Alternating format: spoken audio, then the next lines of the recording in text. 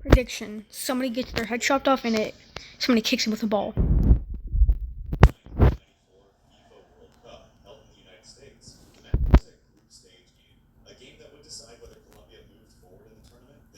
Bro, my fucking mountain go. Who am I?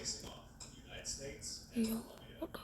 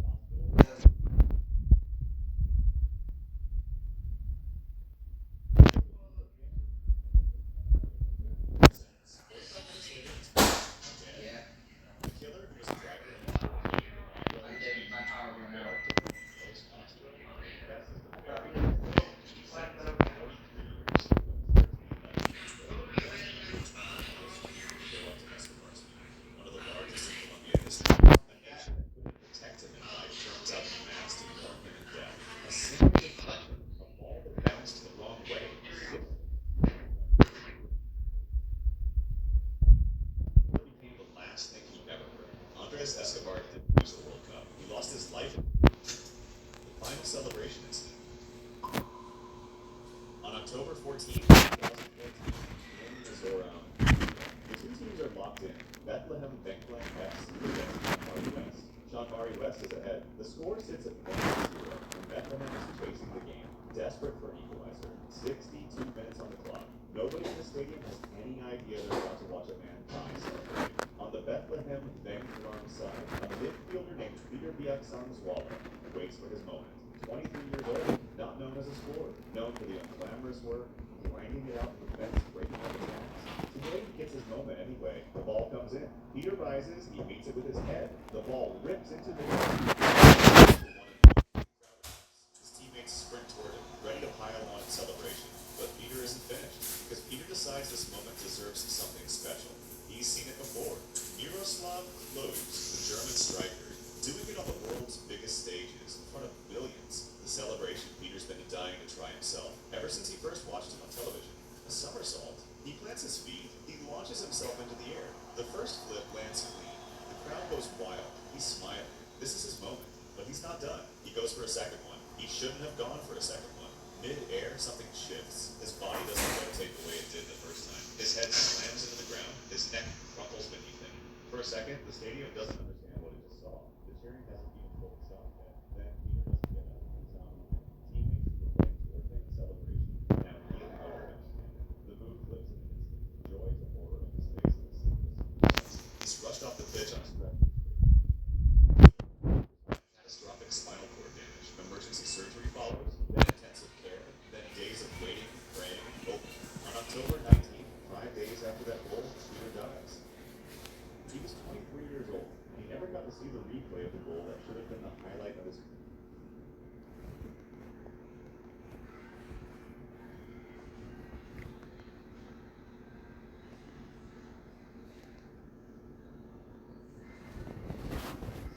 With one-of-a-kind joy, a special cake, ice cold milk.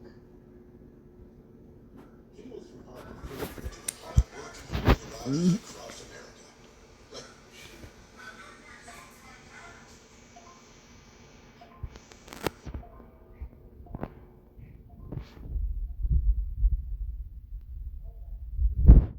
Literal children have to get for it to tear an entire competitive scene apart. It's just a world record holder Shawn Lee. As we would later find out, it was this single matchup that began a generational one that's led to many calls for the complete ban of world champion Yihan Wang from competing in competitions in China.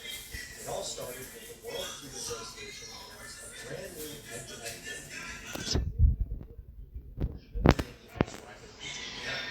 At first, that's exactly what it was, as Shawn Lee beat Yihan in a great first showing of the game. But it didn't take long for things to go completely south, because just their second head-to-head matchup ever would result in the wildest drama the community has ever seen. It's a statement form.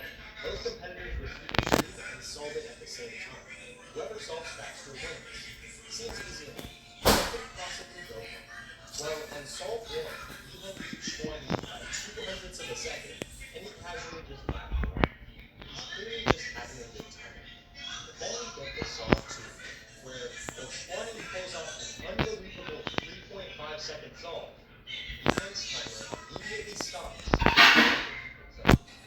Shawn Lee is clearly confused just like everyone else, and is then told that his solve will no longer count because of the malfunction. He stays down 0-1. This is definitely frustrating, but it's nothing he hasn't dealt with before. Surely, he'll be fine. Then we get to solve 3, and it happens again. Yihan's timer resets the second he picks up the cube. At this point, things are starting to get weird, and Shawn Lee is not happy. He's now tied 1-1 with Yihan in a match where he should have won 3 solves by. Keep in mind that this timer has worked perfectly fine for every single competitor that used it before Yihan. These malfunctions also cause an unreasonably long wait between solves, as a grand total of 6 minutes would pass before they got their cubes back. This would be a draw for a moment.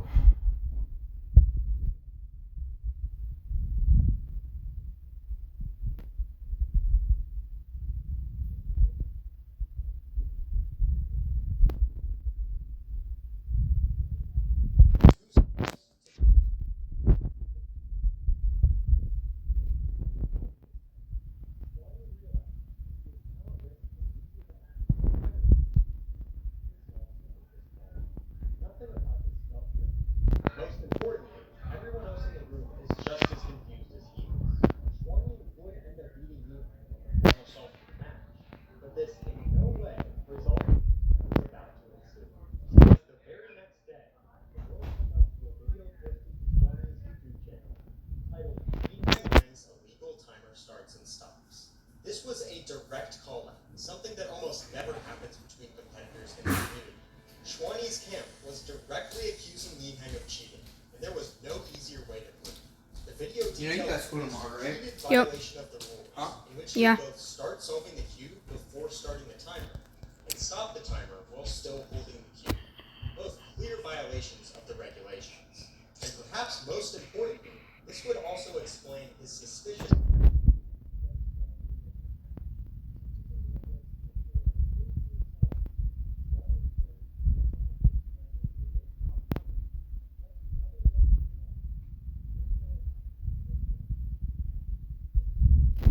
Yiheng's mom was the reason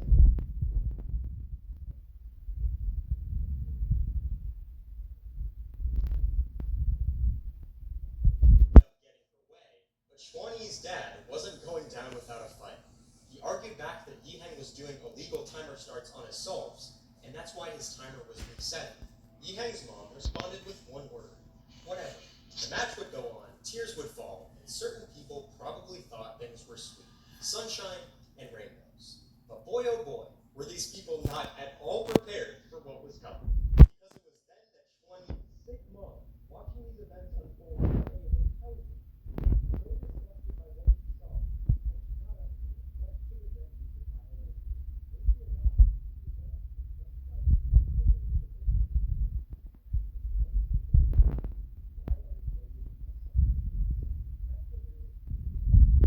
Schwanni's parents' final statement in the video's description included a formal complaint with video evidence to have Yiheng solves removed.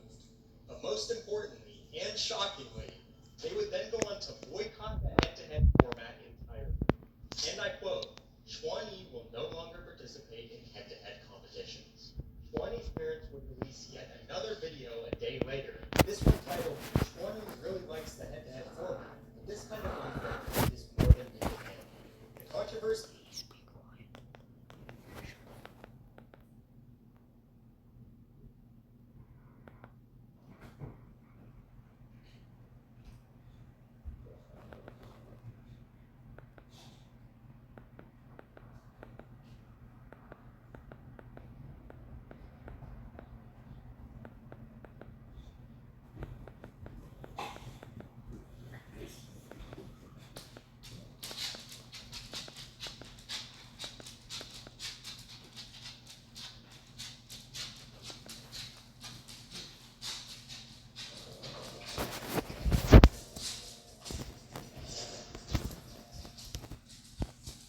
I wasn't always here, but thanks to Purdue Global, I have a literal dream job. Bye.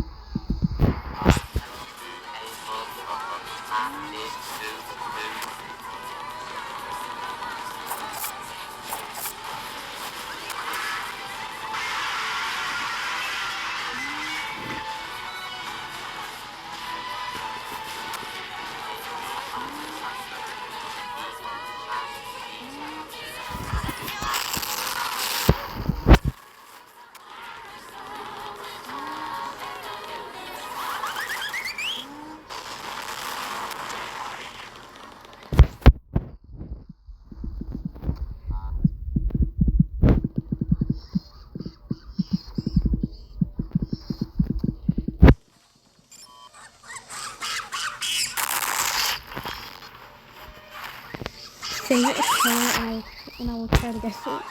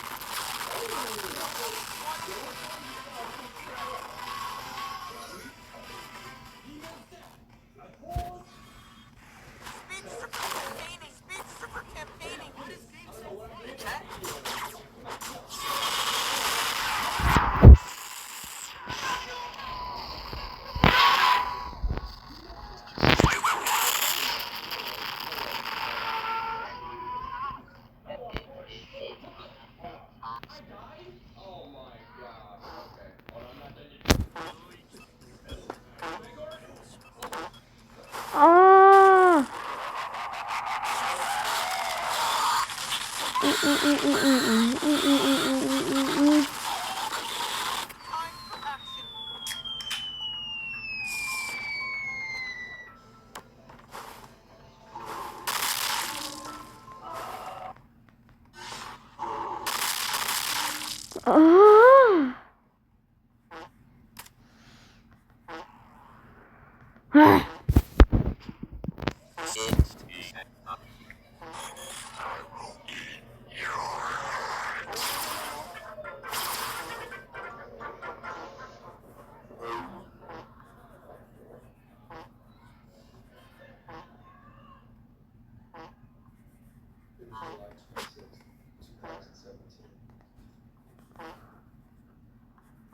was July 26th, 2017.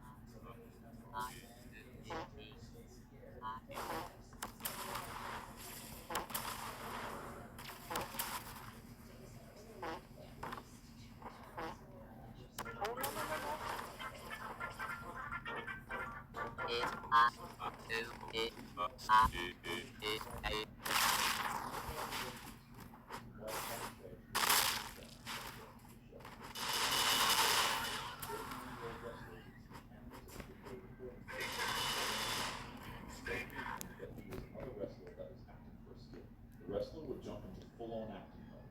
Upon interaction, the streamer would say that he doesn't know who the wrestler is, and the wrestler would take that as his cue to get into character. He picked up a canned beverage and smashed it on the streamer's head, leaving him completely baffled. The wrestler's partners would step in and immediately let him know that the streamer wasn't a part of their wrestling set. Surprised and deeply embarrassed, the wrestler apologized to the streamer, and the streamer accepted his apology. The two shook hands, and the streamer would later on be invited by the wrestling crew to jump in the ring for a skit. They told him that he could pick up the wrestler and do one move on him to make up for what happened, and just like that, the beef was settled. That is, until you realize that the 25-year-old streamer was being watched by hundreds of people in his kick stream, and they all just witnessed the silly mistake on live camera. The chat began poking fun at it. They'd say that he got knocked out from the coffee, and then they'd begin asking the streamer why he just sat back and let it happen. Together, his chat began calling him a coward, and something that starts with glitch. And it didn't help that his father also egged him on by poking fun at how he was hugging a bunch of men in tights. Hey, yo, did you get jumped by a bunch of dudes in tights? You said what? I looked at your shit. You were hugging on some dudes in some booty shorts. Tension slowly simmered in the wrestling arena as the night progressed. The man began feeling a mixture of pride, anger, and the pressure of being watched by hundreds of people online. And as the verbal jabs continued, his restraint began to crack. These people aren't the only ones to have stories. Everyone comes from a family. Families have stories too.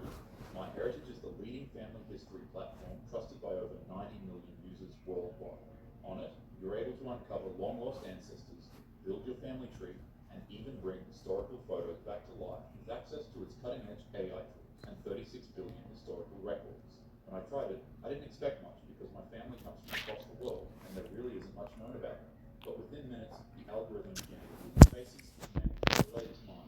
For instance, I never got to meet my grandpa, but now I kind of feel like I know him. To my absolute surprise, I found out that he actually lived in Nigeria, which is a huge country in West Africa, and I'm assuming that it's here where he found my grandmother, because MyHeritage gave me enough context to find out that she was born in a town called Enugu. She lived by the Kulu River. It also helped me to find out that most of my aunties were actually born in England and Wales, where they attended a couple of boarding schools for years, before eventually moving to the United States with my mother. Then I guess that's where I came into the picture. Instant Discovery's feature literally linked entire branches to your family tree in just a matter of seconds. And those AI restorations, they made me see my lineage not as history, but as if it were happening right before my eyes in real time. With that being said, where you're at, MyHeritage is offering a 14-day free trial right now. So go ahead and start your journey today. Click the link in the description, pinned comment, or scan the QR code on the screen to begin. With that being said, let's get back to the video. You let the comments get to me, and soon enough, you became unable to separate an online chat room from reality. After the wrestler got on stage and began his performance, the streamer would be given the signal to join in. He jumped into the ring and Fueled by adrenaline and rage, he lunged forward at the unsuspecting wrestler and lifted him off the ground by grabbing his legs. For a moment, he carried the wrestler in the air. Everybody cheered and applauded the young man, thinking it was a part of the act. But in a moment, the tone shifted. While still carrying the wrestler in the air, the streamer would slam him onto the ground with such brutal force that it had instantly knocked the man out. Without a moment to waste, the streamer hopped onto the man's body and began unloading a fury of punches to his face. The live stream kept rolling as the wrestler's body went completely limp, and the man continued punching his defenseless head. The crowd began screaming, and a group of wrestlers jumped onto the stage to subdue the streamer and kick him out of the venue. He let his emotions and a stupid live stream get the best of him. And now, because of that, this 39-year-old war veteran who used wrestling as a coping mechanism to fight off his PTSD was fighting for his life in a hospital bed. Within hours, the video had spread across the internet, shocking everybody who watched it. What was meant to be entertainment became evidence. What was meant to build reputation instead destroyed it. Despite fracturing his facial bones, losing multiple teeth, choking on his and suffering severe head trauma. I'm happy to announce that at the time of this video, Psycho Stu is seemingly in better condition.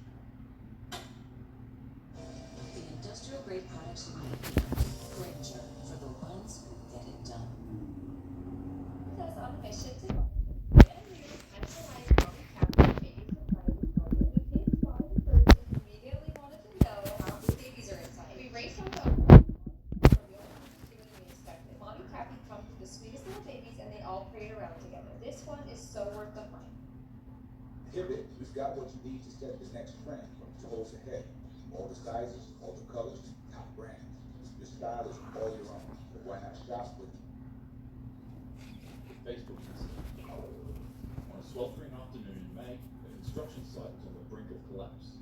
Flames surrounded the site as workers clung to metal railings inside of the concrete building, and smoke curled in different directions. People became scrambled, abandoning their tools and blaring their alarms as a thick black smoke swallowed the building that they would work in. Many workers escaped the inferno, but inside, two men found themselves trapped. They too tried to escape the danger, but due to structural collapse and extreme heat blocking off their escape routes, they found themselves stuck. One of the construction workers fought quickly, pulled out his phone from his pocket, and started a live broadcast to call out for help. His words trembled with desperation. Behind him, flames flickered orange in the haze. Every cough, crack, and distant roar amplified the sense of impending doom.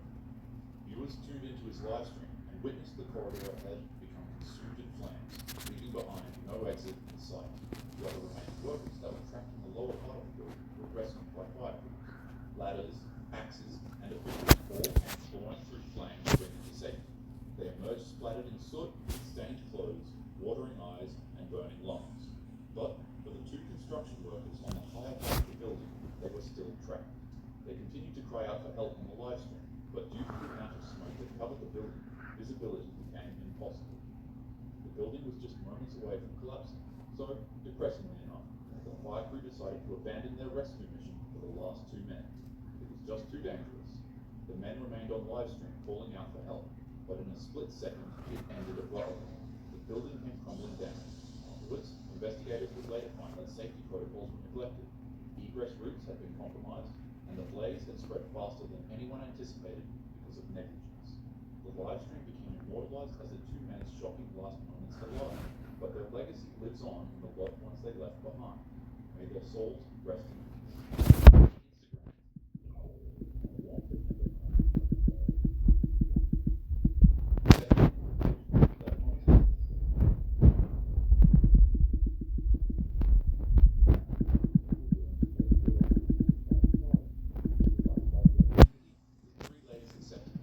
Later on, they would arrive at a quiet house in Florencio Varela. But unbeknownst to them, it would be the last building they'd ever step in. What waited inside wasn't music, dancing, or partying, but rather a masked gang carrying ropes, weapons, and evil intentions. The girls were all accused of stealing something that didn't belong to them. It was a package of illegal items that seemed to carry more weight than their lives ever could in the eyes of the men holding them hostage. They all brought out their phones and went live. 45 exclusive viewers joined in, and just like that, the infamous stream had officially begun. The gang shouted at the time, told the viewers that this is what happens when people steal from you. The men then began to beat on the captives, while also removing their fingernails from their hands. The beatings continued for a long period of time until they finally stopped the three women and ended the string. Days later, the house was raided. Beneath freshly turned soil in the men's backyard, police uncovered the three bodies of the women buried in multiple pieces. The stream had ended, but its echo spread across Argentina, igniting pure outrage and grief. It was no longer just a crime. It became a symbol of how easily life, innocence, and dignity can vanish when cruelty hides behind a camera. Fortunately, however, the police have recently arrested the mastermind behind this atrocity. May these women's souls rest in peace. The lively incident. On Palm Friday afternoon, Christchurch prayers had just begun. The sun fell softly over the city as hundreds gathered at Al-Noor Mosque, a place of peace, ritual, and routine. Across town, a man sat alone in his car, checking his weapons and pressing the streaming button to go live on Facebook. The broadcast began. He drove slowly toward the mosque, and when he stepped out, his camera followed. He placed his camera on his helmet, then pulled out his weapon and began one of the worst known atrocities in New Zealand. Fire rang out inside the prayer hall, shattering the calm. Worshippers panicked on camera and scrambled for cover and confusion. In as little as 2 minutes, the live stream showed nothing but pure chaos. Corridors echoed with screams, doors slammed, and footsteps tried running to escape, but it would be inaudible. As worshippers ran and spilled out onto the street, the man walked back outside, reloaded his weapon, and then he drove off and arrived at a second mosque known as the Linwood Islamic Center. Depressingly enough, even more lives were taken at this mosque. Well, that is, until a brave worshipper fought back. Abdul Aziz attacked the man with nothing but a credit card machine while ducking and avoiding gunfire. Eventually, the brave man found one of the streamer's used weapons that he had discarded on the ground. He picked it up and chased the man away with it, and then he threw the empty weapon into the back of the man's car window, forcing him to flee. The day was finally saved as police officers later on arrested the man. But what was left behind was 51 human casualties, a city in mourning, and a nation forever changed. The footage exploded all over Lively, where it was re-uploaded numerous times. The situation was so bad that the entire website became blocked by the country's biggest internet providers. New Zealand made significant reform with laws aimed at specific weaponry. A man who attempted to become immortalized through atrocity failed to realize that he only set the stage to show off the capabilities that human courage can excel to. Rest in peace to every one of these victims, and Abdul's actions has my deepest and most profound respect. We could all learn a thing or two from him. Anyways, with that being said, happy Father's Day. By clicking the link below or scanning the QR code, because who knows what incredible stories your family has waiting to be uncovered.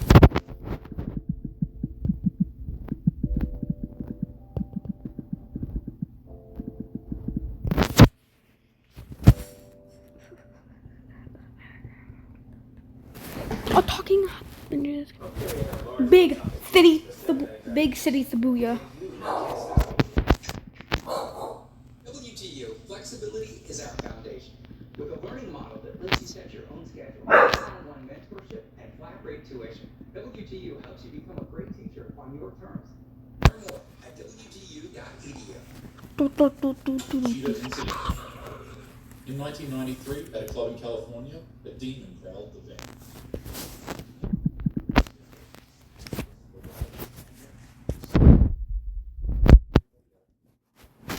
16. So he walked over to her to figure out what was wrong.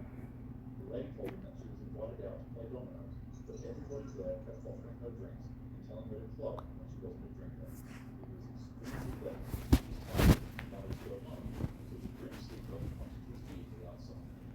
He told her that he has a car, and she really wanted to go home that day, but he was taken. Delighted, she ran out of the back to his car. He got in first, shut the door like a gentleman. Then he got into the driver's seat and began taking her to her house. After a while, she told him to make a right turn to her house, but he ignored her. Confused, she repeated herself. He was supposed to make a right over there, not a left. Realizing the criminal was no longer responding, they quickly went over.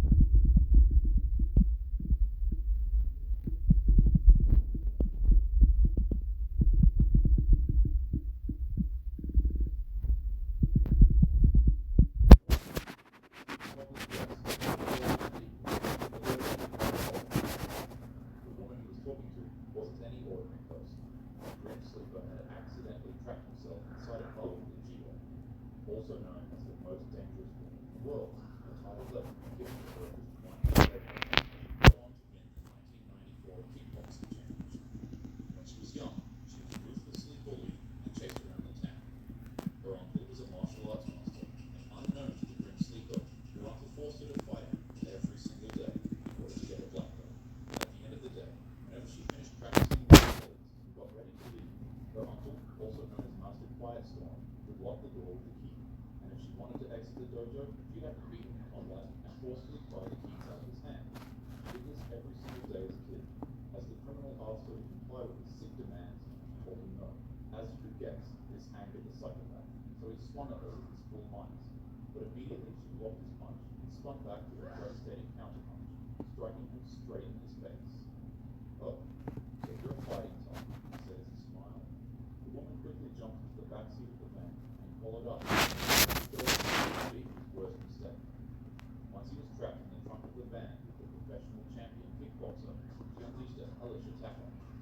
He tried to tackle her, but she grabbed his shirt and swung him around in the trunk of the van, smashing his head against the inside of the vehicle. She then flipped his shirt over his head while unloading a flurry of non-stop punches to his face, causing him to fall backwards on his butt. At this point, the girl noticed that his pants were unbuckled and falling down, so while they were still in the trunk, she stomped on his chest and grabbed his pulled them so hard that she thought she ripped them off. The grim sleeper shrieked like a banshee and began crying out in pain. She quickly gave her the keys to unlock the van and escape. But before she left, by still pulling the words, she told him, "When I say no, it means no," before delivering an answer rifle to the king. Really knocked him out. She took the keys, and the van, quickly escaped. First championship after that year, officially titled her as the most dangerous man alive. Years later, the grim sleeper would later be caught and arrested in 2010 because of an eaten pizza crust he left at a crime scene.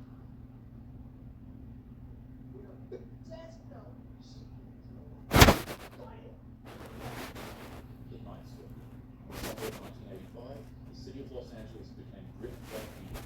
Night after night, slipped silently into homes across Southern California. Struck in darkness, often entering through unlocked doors or open windows while endless sleds protecting absolute unthinkable targets.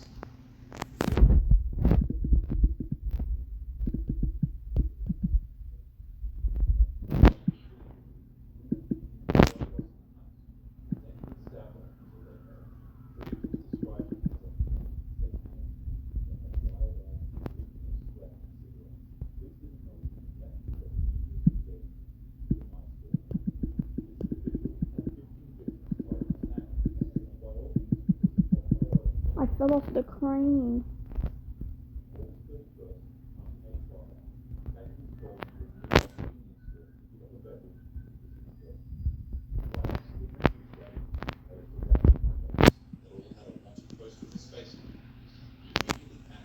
Darted out the doors, looking for an individual to target and carjack so that he could leave the area. The criminal jumped into the car with a 28-year-old woman named Angeline. Without wasting a second, he began to punch her in the stomach and forcibly steal her car. What the Night Stalker failed to notice is that her neighbor was nearby watching it happen. He also had a huge ball. As the neighbor ran over to help Angeline, the Night Stalker told him to stay back and warned him that one gun. The 50-year-old neighbor, all his blood, ripped the scumbag right out of the car. It was at this point that this man had realized that he was in the absolute worst neighborhood to a carjacking, because he instantly found himself surrounded by a huge, angry mob. Everybody in the neighborhood knew who he was. They knew all of his crimes, and worst of all, they weren't police officers. Their idea of justice wasn't jail, it was death. The crowd of people beat him viciously. Angelina's husband ripped a steel rod out of a metal fence and began smashing his head with it, while another neighbor attacked him with a makeshift spear made out of barbecue equipment.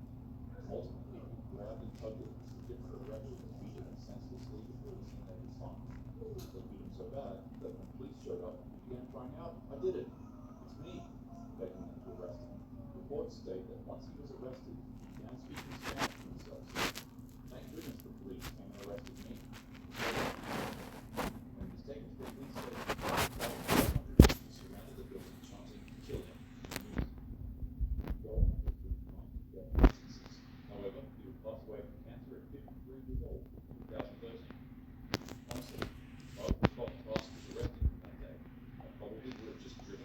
circles and pretend like I couldn't find him, so that he could spend some more time with the crowd of victims he had been terrorizing for the past year.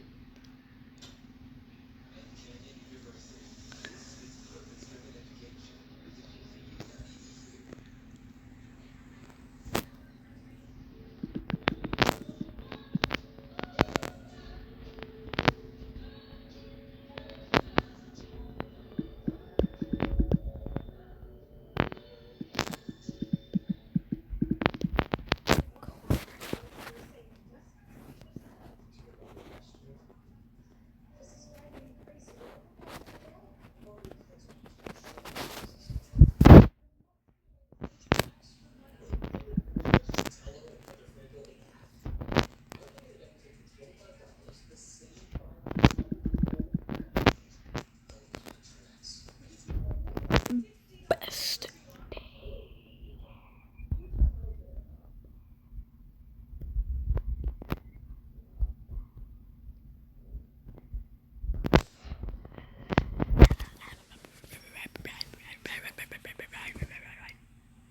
The crash house.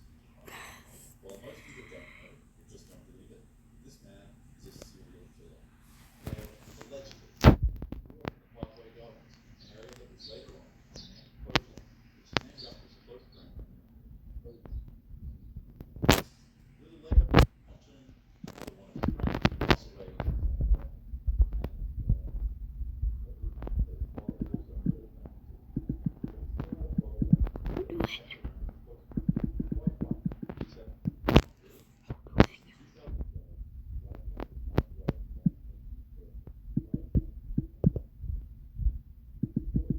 Jump. As after this moment, later on be connected to over 10 or 11 murders in his life, whilst also taking deep, nearly sociopathic pleasure in the lives he lived and putting it into his songs. Allegedly, of course. Nonetheless, he really did what he rapped about in his music, which is what caused him to develop contempt for another popular up-and-coming artist in his industry, Young Boy. Von took a lot of pride in the crimes he committed. I'm birthday ever. Young Boy, in a lot of ways, is similar to this, but Von didn't believe that he actually did any of the things he rapped about. So for him to see another artist getting more virality, he believed he was a fraud. Von was upset. Despite being completely unprovoked, he'd go on to publicly say that Young Boy lies in his music and online. You're capping your ass.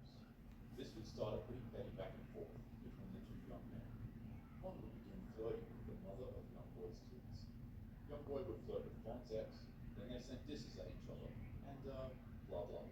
You get the gist.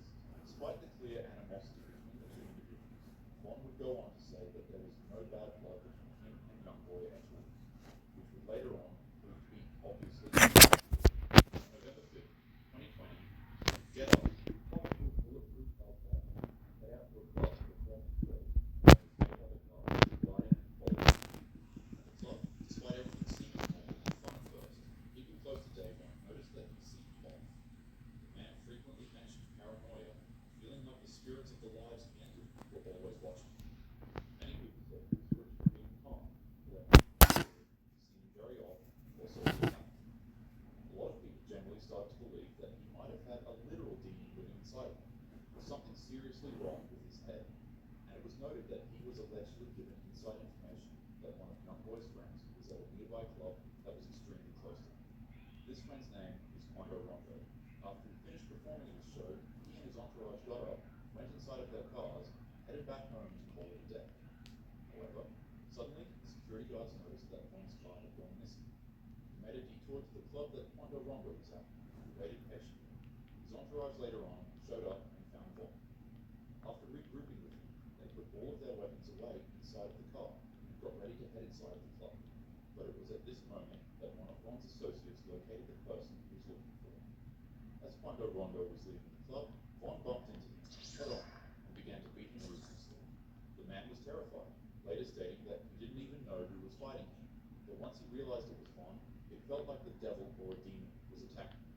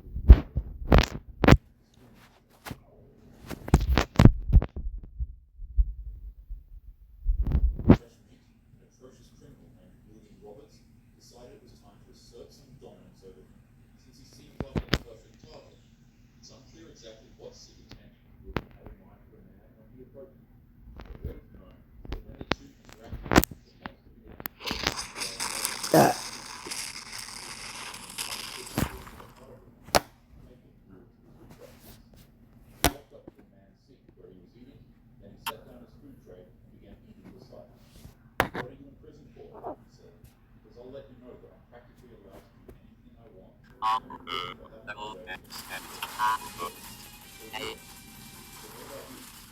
get the cost of insurance for it? Roughly $12. Typically, you can use one more, the main offer is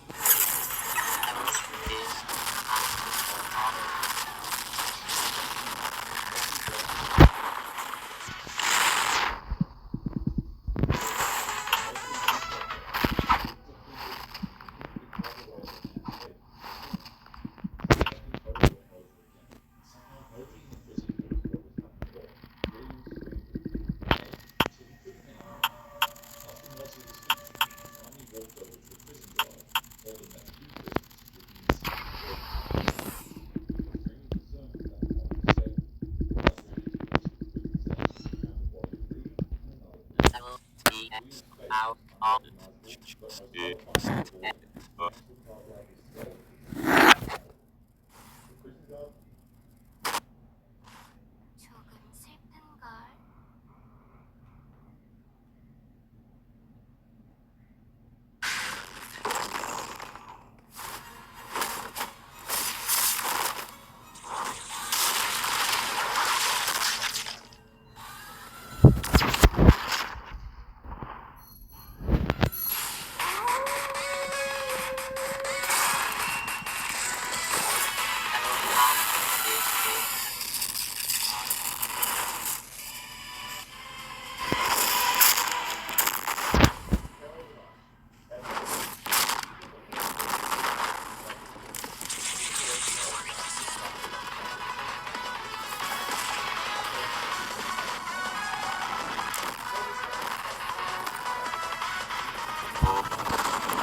Got into his Volkswagen.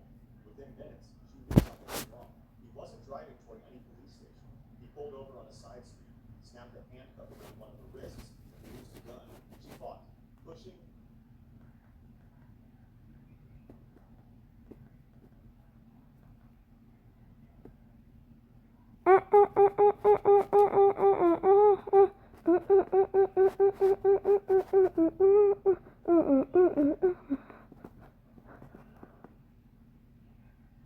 Level 1, Pee-wee. Post person.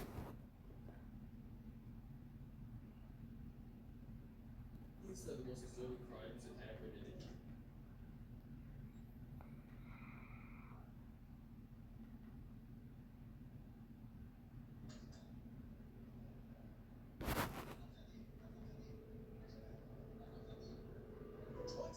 News moments, 7 levels. This iceberg covers some of the most disturbing cases of news coverage gone wrong. We'll start with slight nuisances, but the deeper we go, the stories become.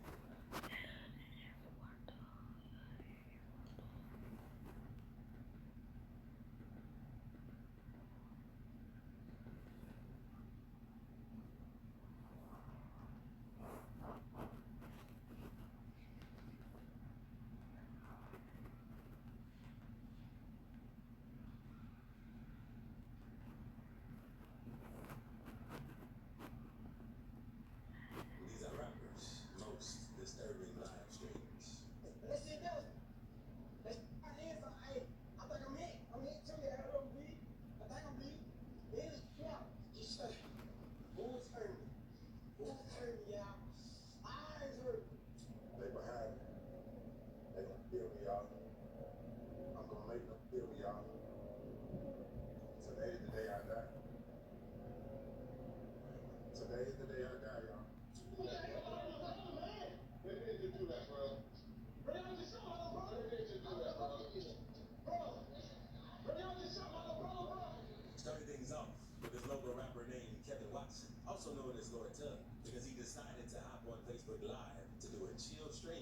car while waiting outside his cousin's job site, and everything seemed normal.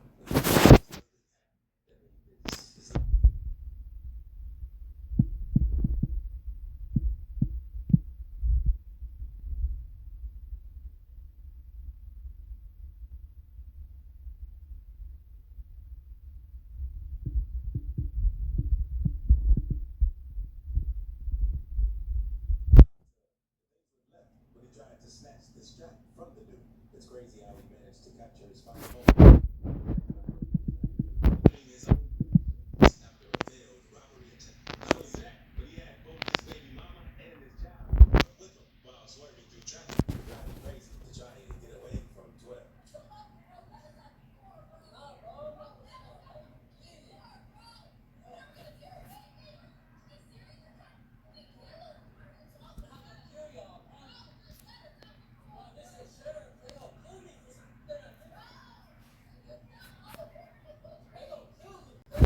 Shut up!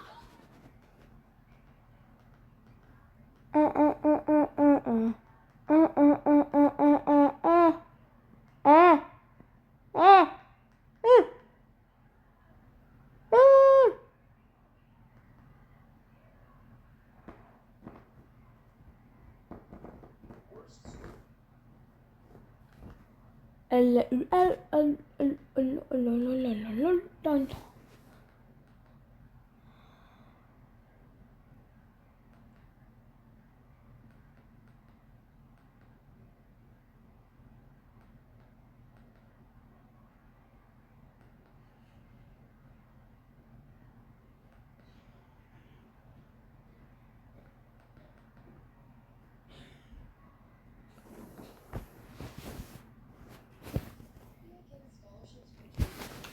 Three, 1 hour and a half. All paid for by the federal tax credit, with no state dollars. Pennsylvania should opt in for scholarships and education freedom tax credits. I take each opportunity to share what's important to me. Did you get hit with a bat? Yeah. Are every member of the Seven Dark. The Seven are the most powerful superheroes on the planet. Faster than sound, stronger than tanks, and practically bulletproof. Vought International spends billions every year to make sure that you believe they're immortal. But spoiler alert, they are not. This is every day in the Seven, or at least all the ones we know about so far. And obviously, this video has a massive spoiler warning for the final season of The Boys. Let's get started. First up, we have Mr. Marathon, the speedster predecessor of A-Train. Not much is known about his origins in the show or the comics, mostly because he was replaced by A-Train prior to the start of the series. And at the time of making this video, Mr. Marathon has not appeared in the show yet. In the comic book universe of The Boys, however, Mr. Marathon has a different ending. He was a totally untrained suit that was brought onto the Seven after he won the title of World's Fastest Man. During the events of September 11, 2001, the Seven were called to the sky to stop the terrorist plane hijack. Homelander wanted to abandon the mission, believing it to be pointless, but Mr. Marathon convinced him to stay in order to keep their jobs with Paul.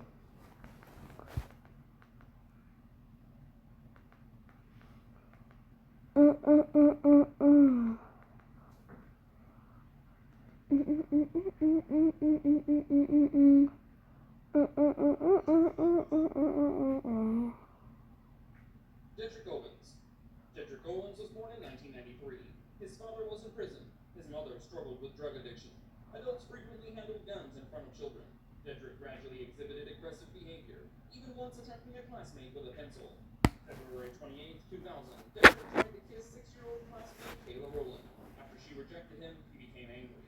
At home, he found a .32 caliber pistol hidden under a pile of blankets at home. On the morning of February 29, 2000, at Theo J. Buell Elementary School in Flint, Michigan, Jedrick arrived at school carrying both a knife and handgun. Although a teacher confiscated the knife he had brought, the firearm remained undetected inside his pocket. At approximately 10:29 a.m., students were transitioning to computer class. Most children had already left the classroom, while Kayla and a few others remained behind cleaning their desks. Jedrick approached Kayla and said, "I don't like you." Kayla replied, "So what?" Moments later, Jedrick pulled the handgun from his pocket. He briefly pointed it toward other students before turning toward Kayla and firing a single shot into her chest. After the shooting, he discarded the weapon and ran into a nearby restroom, where he was later found sitting quietly in a corner. Teachers immediately called 911. Kayla was rushed to Hurley Medical Center, but she died. Because Dedrick was only 6 years old, Michigan law did not allow him to be criminally prosecuted. Instead, he was placed under state supervision. Kip Kinkle. Kip Kinkle was born in 1982. On May 2000, 1998, Kip took a .22 caliber rifle and shot his father in the back of the head while he sat in the kitchen. He then dragged the body into a bathroom and covered it with a blanket. Later that evening, Kip told her that he loved her before shooting her multiple times. He moved her body into the house and covered it as well. May 21st, Kip arrived at Thurston High School carrying a rifle, 2 handguns, a knife, and more than 1,100 rounds of ammunition. At approximately 7:55 a.m., he opened fire near the school entrance, killing student Ben Walker. He then entered the cafeteria, where hundreds of students were gathered. He fired dozens of rounds. Student Mikhail Nicolason was killed, while many others were wounded.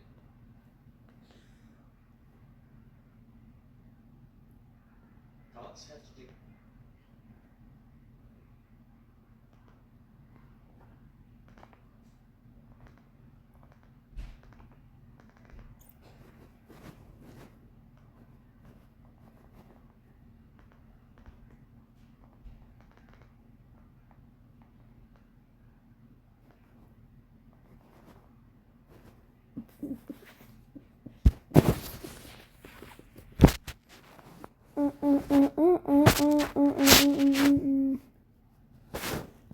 Simulated every mistake to complete anarchy.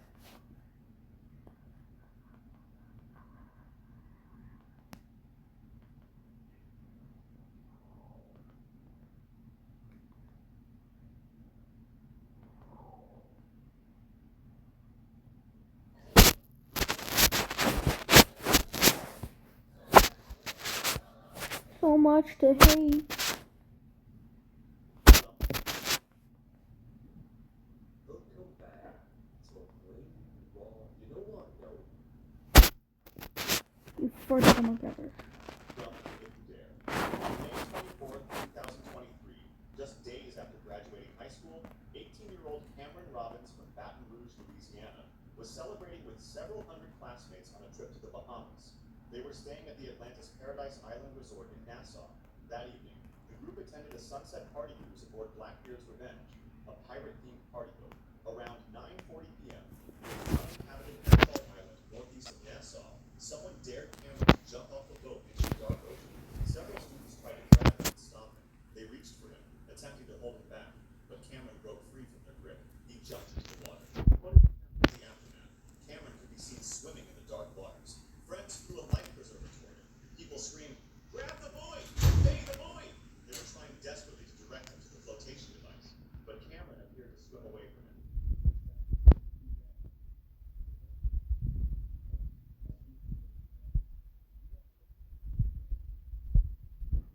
Cajun Navy searched the waters.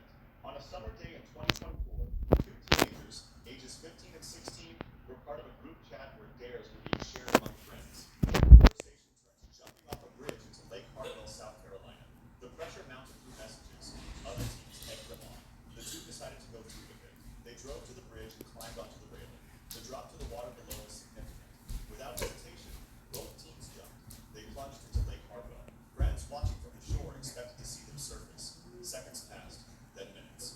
Neither came back up. Emergency services were called immediately. Dive teams searched the lake. Eventually, both bodies were recovered. Neither team had made it back to shore. The local community was devastated. Candlelight vigils were held. Parents gathered, holding candles and photographs of the two teenagers. Flowers and messages were left at the bridge. In the day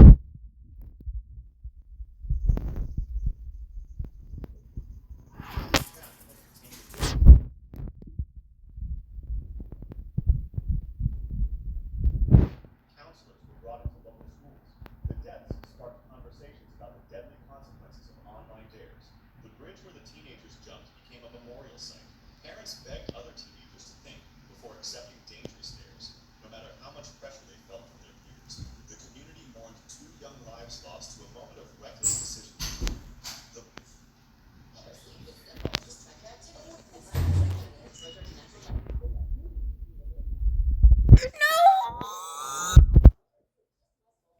I'm gonna fart somebody.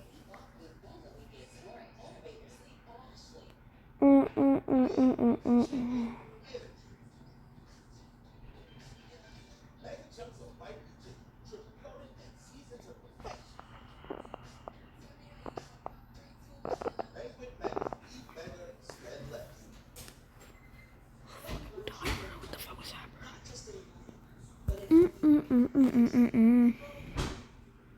At the University of Cincinnati, online courses are designed to turn learning into skills that you can apply in your community and wherever you're headed next. It's learning that holds up in real situations. And skills. boiling water incident. On March 22nd, 2017, in Florida, 8-year-old Kihari Pope was at a sleepover with her cousin and friends. The children decided to play Truth or Dare. The game started innocently. Then, someone dared Kihari to drink boiling water through a straw. The other children thought it would be funny to see Kihari do it. Kihari accepted the dare. She put the straw to her lips and drank the scalding liquid. Immediately, she began screaming in agony. The boiling water burned her mouth, throat, and lungs. She collapsed. The adults rushed her to the hospital. Doctors discovered she had suffered severe internal burns to her throat and respiratory system. Kihari was placed in intensive care. She underwent multiple surgeries. For months, she lived with severe complications from the burns. Her airway was damaged. She struggled to breathe. The internal injuries were catastrophic.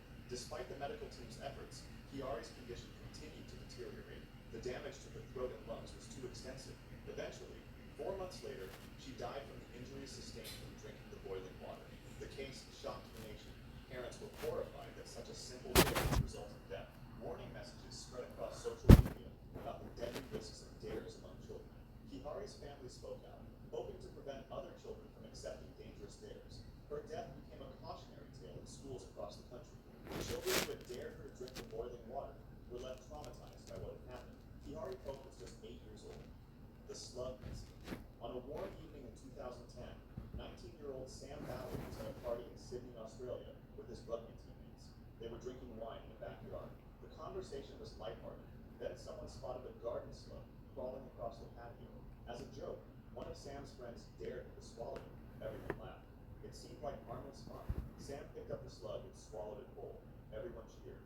The party continued. Sam went home that night thinking nothing of it. Days passed. Then Sam began feeling strange. He developed severe pain in his legs. Within weeks, he could barely walk. He went to the hospital. Doctors discovered the slug had carried rat lungworm parasites. The parasites had infected Sam's brain, causing a severe infection called eosinophilic meningoencephalitis. Sam fell into a coma for 420 days. When he finally woke up, he was paralyzed from the neck down. The infection had left him a quadriplegic. He couldn't walk. He couldn't For 8 years, Sam lived with severe disabilities, requiring around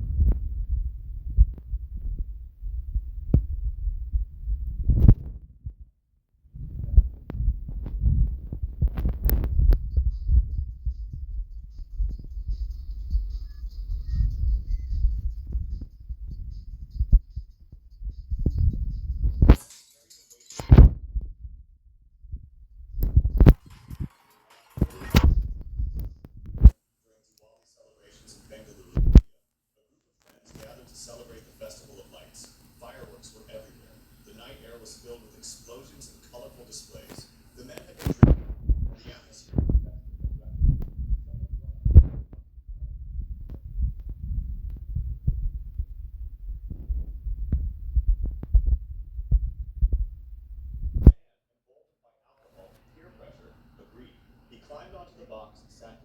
His friends lit the fireworks.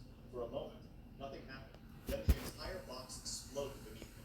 The force of the blast was catastrophic. The man was thrown into the air. The explosives detonated with tremendous power, causing fatal injuries. Friends screamed and rushed to help, but it was too late. Emergency services arrived quickly, but the man died at the scene from his injuries.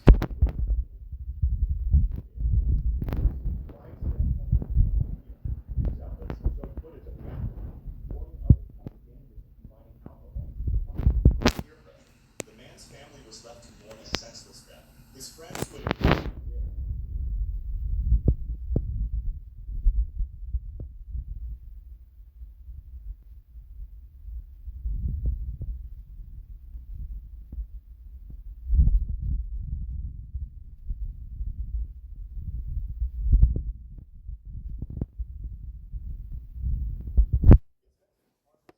away from graduating seniors to bond before heading to college.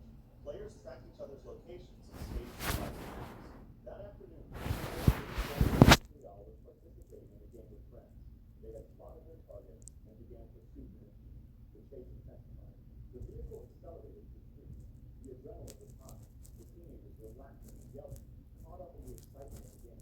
As the pursuit continued, Isaac climbed onto the back of the vehicle. He was trying to get a better position during the chase. Friends later said he was riding on the exterior of the vehicle. Then the Jeep hit a bump in the road. Isaac lost his grip and fell from the moving vehicle onto the street. His head hit the pavement with devastating force. The Jeep screeched to a halt. Friends jumped out, screaming.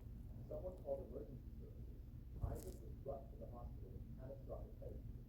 For weeks, he remained in intensive care, clinging to life. Doctors did everything they could. His family kept vigil at his bedside, but the injuries in early June 2025, after weeks in the hospital, Isaac Real died in the game. Investigators confirmed the death occurred during a senior assassination. The incident sparked debate about whether such games should be banned. Some schools across Texas immediately prohibited the tradition. A youth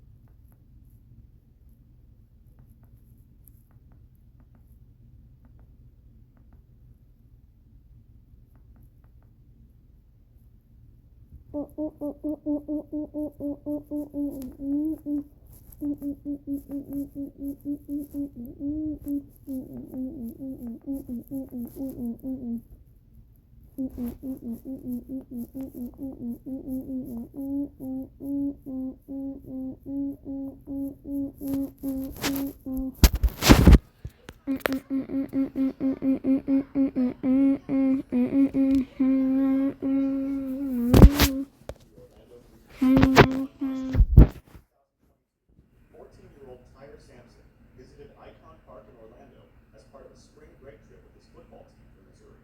It was supposed to be a day of excitement and freedom, filled with rides, lights, and the kind of fun teenagers look forward to all year. That evening, the group approached the Orlando Free Fall, a 430-foot drop tower and one of the tallest freestanding attractions of its kind in the world. The ride slowly lifted passengers hundreds of feet into the air before releasing them into a near vertical free fall, reaching speeds of more than 75 miles per hour before breaking near the ground. Tyre Sampson was physically larger than most riders. He stood over 6 feet tall and weighed more than 340 pounds. The ride's maximum weight limit was 287 pounds. Were stopped at the door. When Tyre was seated, the shoulder harness was not properly secured against his body. Instead of removing him from the ride, the operator manually adjusted the seat, increasing the gap between the harness. Despite the improper adjustment, the system displayed signaling that the restraint was secure. The ride was allowed to proceed. Tyre was lifted more than 40 stories into the night sky. Below him, the lights of Icon Park stretched out in every direction. Moments later, the drop sequence began. As the ride decelerated near the bottom, the sudden force caused Tyre to slip through the unusually large gap created by the adjusted restraint. Witnesses reported seeing him fall approximately 70 feet while the ride was still moving. He struck the pavement beneath the attraction and was pronounced dead.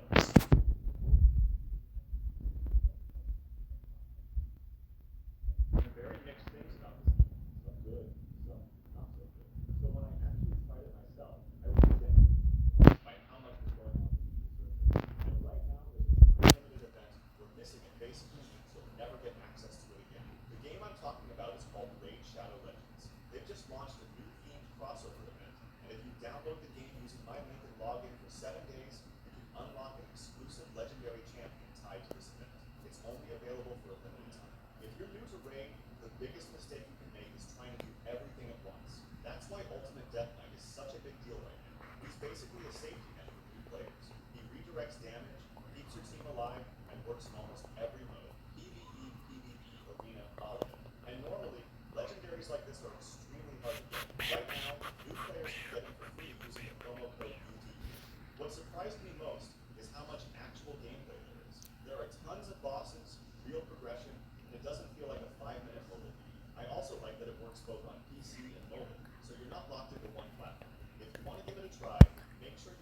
upgrade using my link in the description or scan the QR code on screen.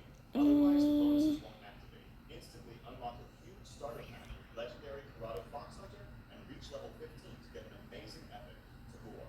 New players can choose 1 out of 6 promo codes for a free legendary champion. And if you want the safest, most beginner-friendly option, I'd recommend UTK. Come find me under the name and join my club. And allows me to keep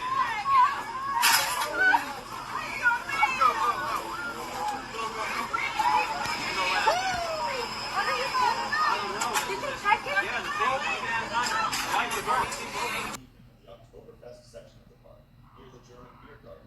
A decorative pond sat surrounded by rope barriers. The pond contained a submerged aerator pump that kept the water moving. Around 9 p.m., 22-year-old Timothy Binning approached the pond. For reasons never fully explained, El he touched the porro. water. An electrical current shot through his body. The pump's wiring had failed, and there was no ground fault circuit breaker to prevent electrocution. The jolt knocked Binning unconscious, and he tumbled over the railing into the electrified water. His friend, 20-year-old William Aithcote, immediately jumped in to save him. The moment Aithcote entered the water, he was electrocuted. 20-year-old park security guard Daryl Robertson saw what was happening and rushed to help. He dove into the pond and was killed instantly. Binning survived with burns on his arm and neck. Aithcote and Robertson did not. Less than an hour later, another tragedy struck the park. 32-year-old Candy Taylor from Toledo was riding the Flight Commander, a spinning aerial ride where passengers could control their own capsule. Her blood alcohol level was 0.30%. As the ride spun, she passed out while her capsule was upside down. State investigators later discovered a design flaw in the restraints that allowed limp patrons to slip through the harness. Taylor fell 60 feet to her death. Kings Island fined $23,500 for the electrocutions. The day became known as Black Sunday, the Adventureland incident. On August 31st, 2005, 45-year-old Barbara Brady arrived at Adventureland Amusement Park in East Farmingdale, New York. She was a resident of Central Manor Home for adults and had come to the park with 24 other residents and 5 chaperones for a day of fun. Around 12:40 p.m., Brady boarded the Top Scan ride with one of her chaperones. The Top Scan featured 6 free rotating gondolas that spun riders in multiple directions upside down. A horseshoe-shaped harness was lowered over her shoulders and around her chest. A park employee checked the control panel. A green light indicated all restraints were secure. The operator started the ride. As the Damn, gondolas son. began spinning violently in all directions, something went wrong. Brady's harness failed. She was flung from her seat at high speed, her body sailing over a 20-foot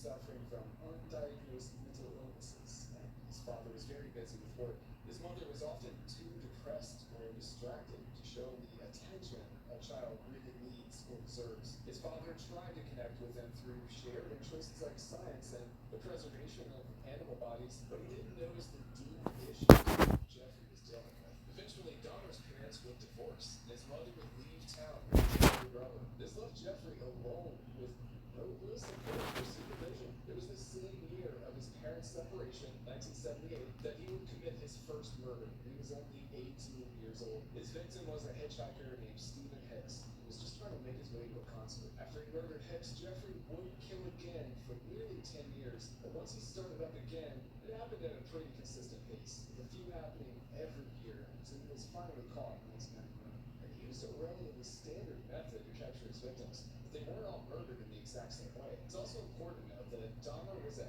heavy drinker, even in high school. He needed to drink to be social. Once he had the courage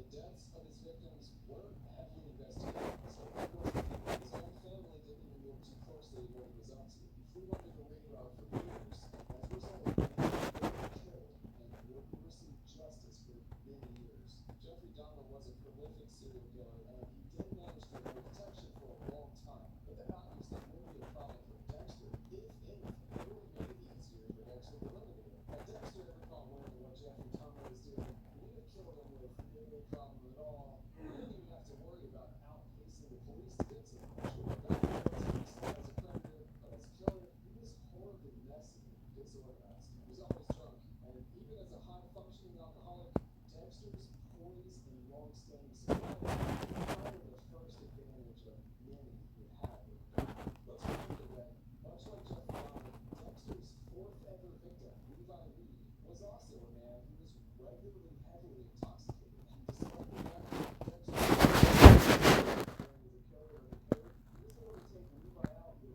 no problem. Levi made the mistake of stumbling around Miami at night drunk and high, giving the perfect opportunity for Dexter to visit. As he was a killer himself, Levi also made the perfect victim for Dexter. On top of that, he was able to eliminate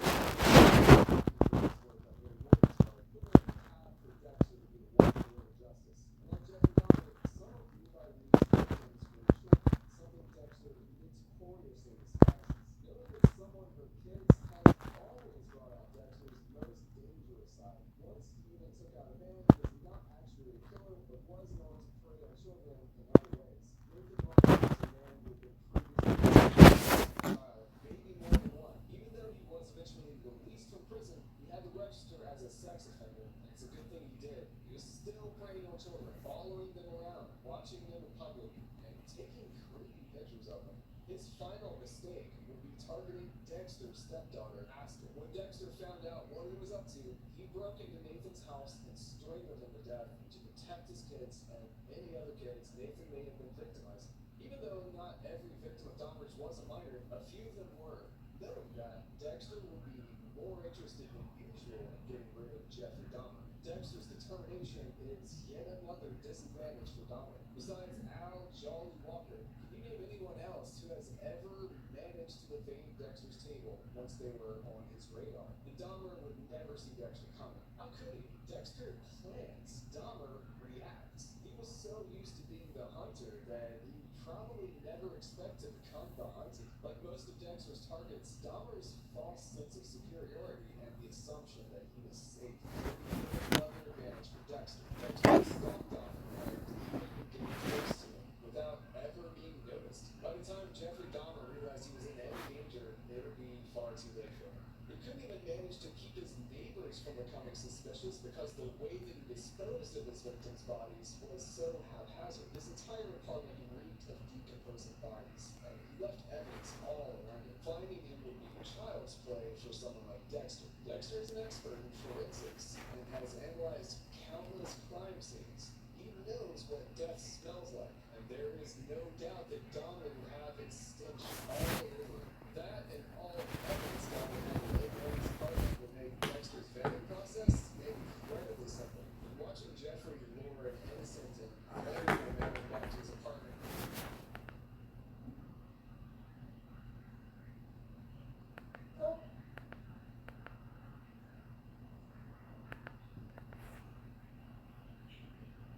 As trainer, you can earn your degree affordably with access to up to 10 no-cost Gen Ed courses.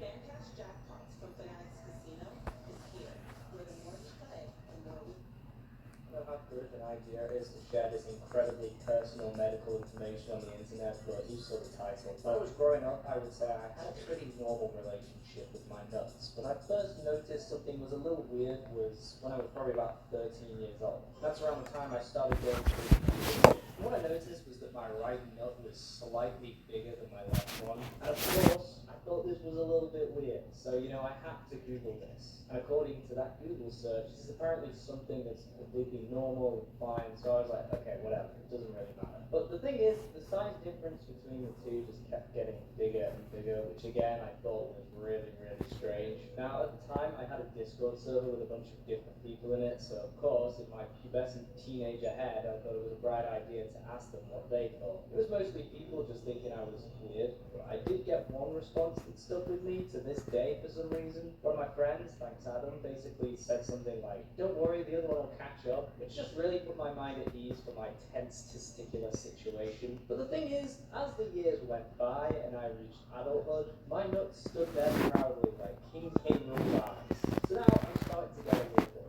I mean, it's giant, and now out of nowhere, it suddenly decided to start expanding even more. And I know for a fact that balls aren't supposed to have this crazy mind of their own. And by now, it's probably about the size and shape of a small pear. And I kind of feel bad for my left nut, because it's got no bloody room down there. So eventually I do bite the bullet and I get appointed to go see the doctor. And I don't know how many of you guys have had your privates fondled by someone you've only just met, but it's not exactly the most comfortable experience you can have as a human being. Now obviously the reason I went to go see the doctor was because, well, it could have been something bad like cancer. And I don't know about you guys, but I do enjoy being alive, so I wasn't about to give up and have my cause of death be my right testicle. Well, anyways, the doctor finishes his examination and told that I need to go to the hospital for an ultrasound so they can actually identify what the heck is even wrong with it. Eventually, hospital day comes, and yet again, I'm subject to an even more uncomfortable procedure. I need to get some kind of gel, because it's incredibly cold, may I add, and it just starts.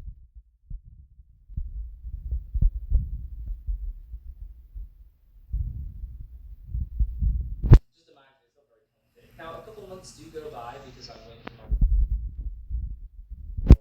Actually, I did remember. I guess my mindset was that it was that serious.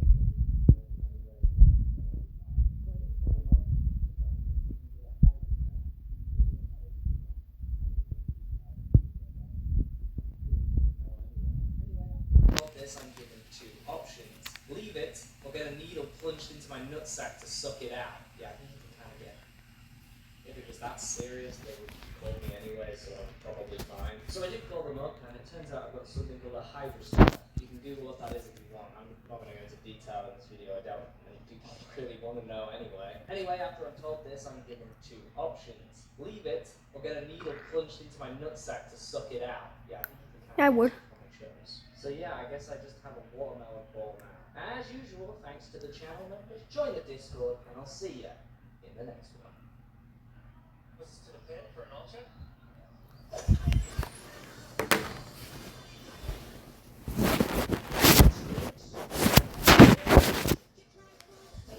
No, obviously my ball sack's not bigger than my other one. Wait, no, I meant that my other. That I know damn well.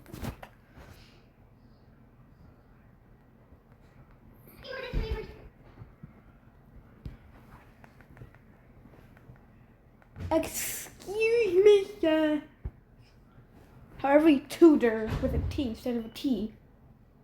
Henry VII, on April 21st, 1509, 52-year-old Henry VII died of tuberculosis at Richmond Palace. Henry had founded the Tudor dynasty by killing Richard III at the Battle of Bosworth Field in 1485, ending the Wars of the Roses and seizing a crown for which he had only a distant claim. His mother... Hungry.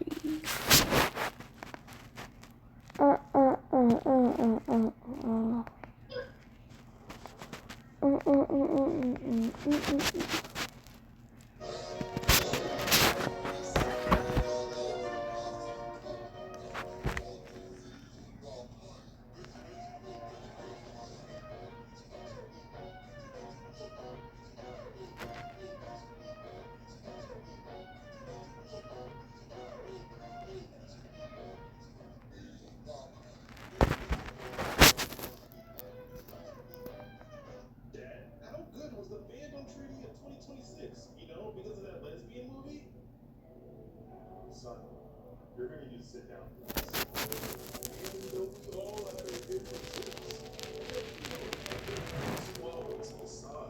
As we all embark on a war against a common enemy, peace was brought upon all fandoms, but one for I've heard about this hanger thing that it makes your head move.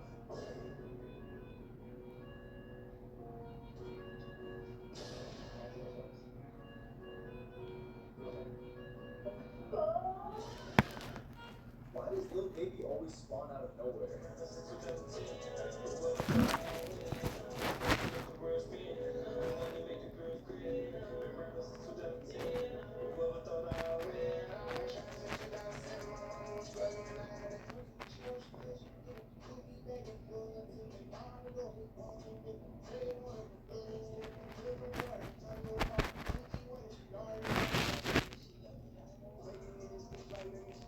Why does Lil Baby always spawn out of nowhere? You are a bird flying through the sky with a peregrine falcon is your ultimate nightmare. You might think you can hear a predator coming, but this bird uses a lethal maneuver called the stew. By tucking its wings tight against its body, it transforms into a big aerodynamic missile that reaches over 390 kilometers per hour. At these speeds, the air pressure is so intense it should actually burst the falcon's lungs, but it has specialized bone valves inside its nostrils that act like a jet engine, slowing the wind down so the bird can breathe during the dive. It finally strikes with its talons balled up like a heavy fist, using pure kinetic energy to snap its prey's neck before they even realize they're hunted. After a few seconds, nothing happened. I opened my eyes, and the officer jiggled the cables. Okay, let's try this again. He flipped the switch, and my entire body went rigid, but still nothing happened. I gasped.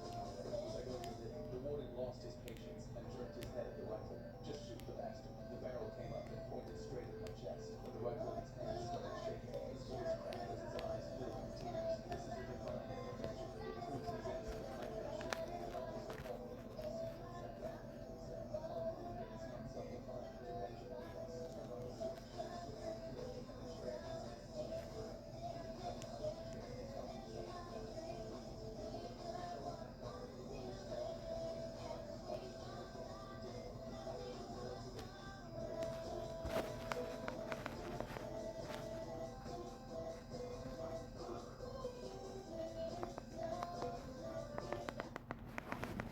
Polyester edit, nope. Polyfiber edit, nope.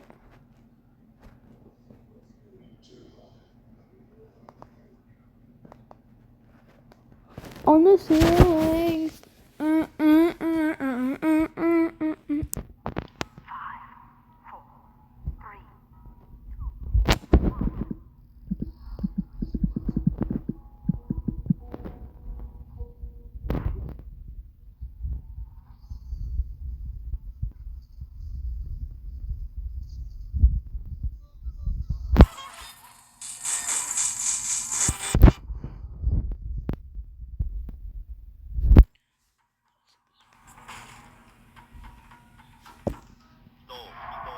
Oh, piece of.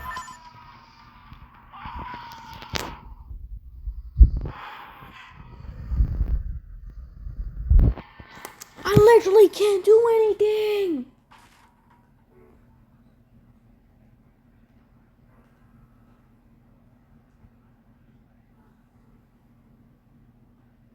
Ceiling.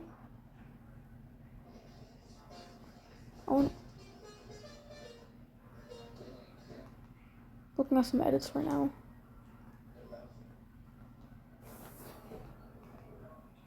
Not with you.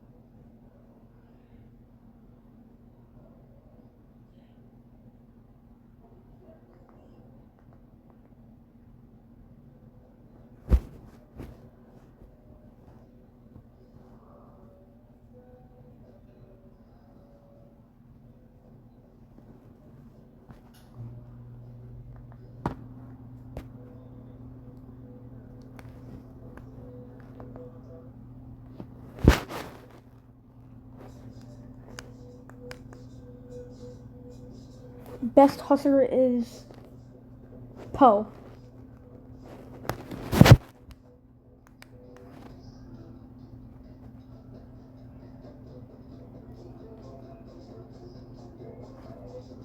Celery is the most hustler ever, bro.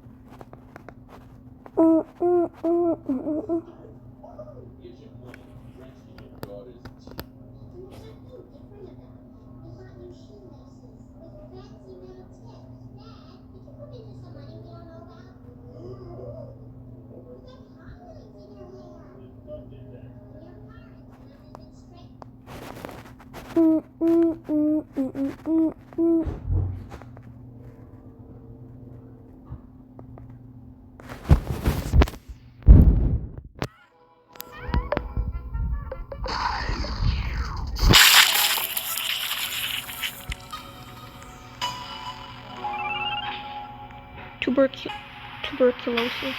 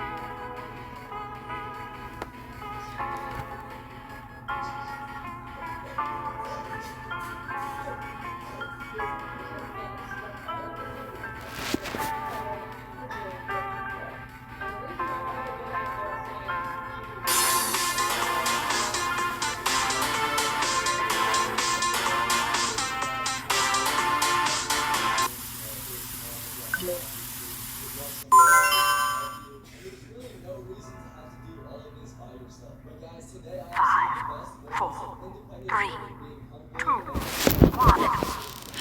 Fresh meat.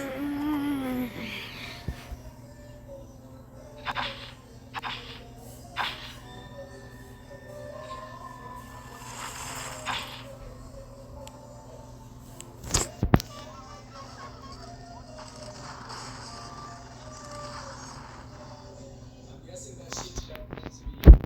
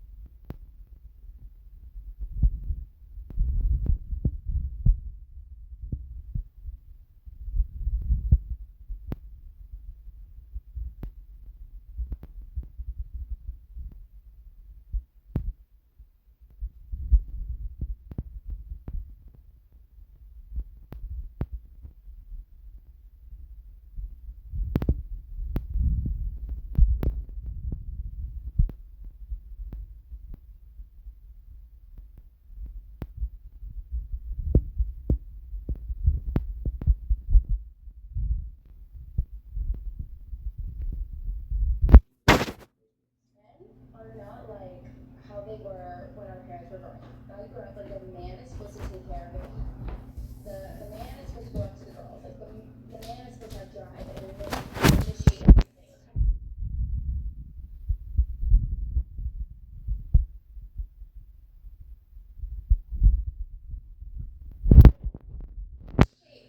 When did this change?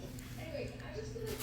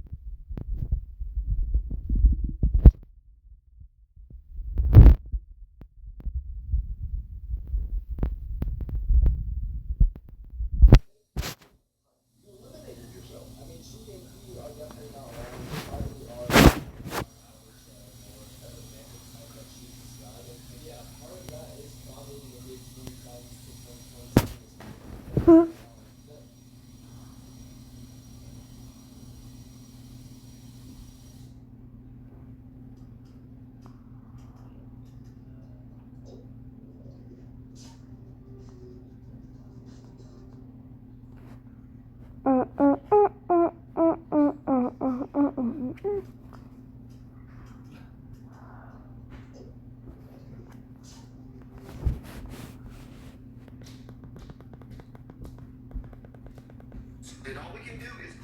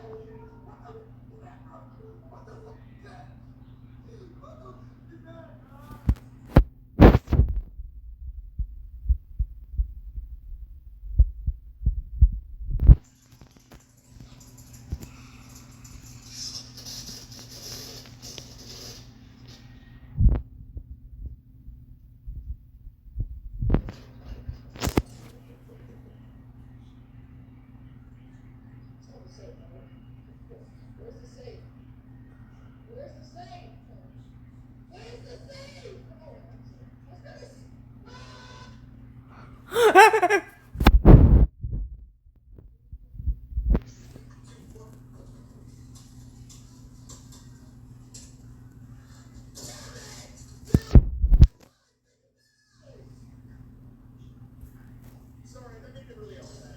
It's like I really thought I figured that out. It's always a late.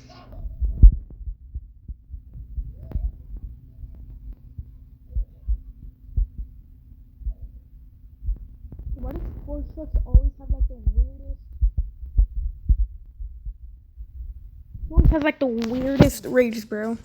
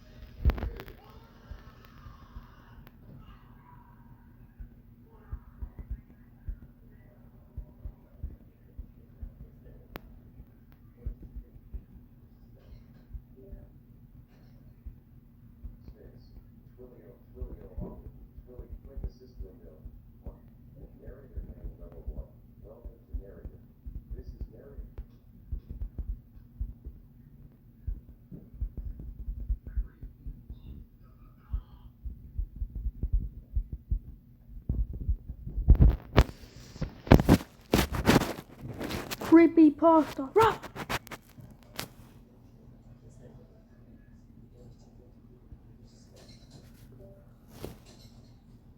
Space. Twilio walking. Twilio quick assistant. Narrator heading level 1. Welcome to narrator. This is narrator.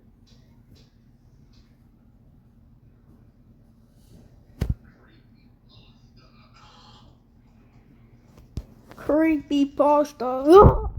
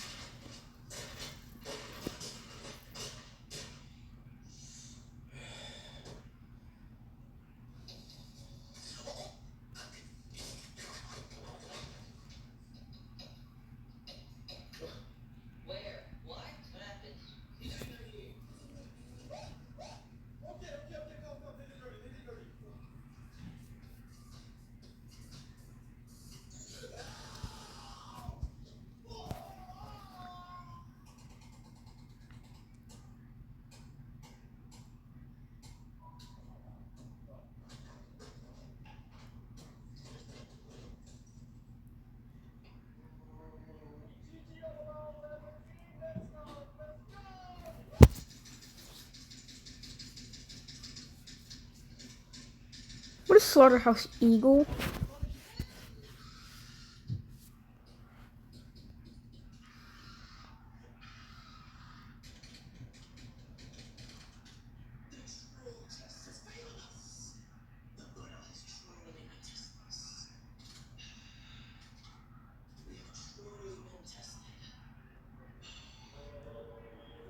What is Cursed JD genuinely talking about, bro?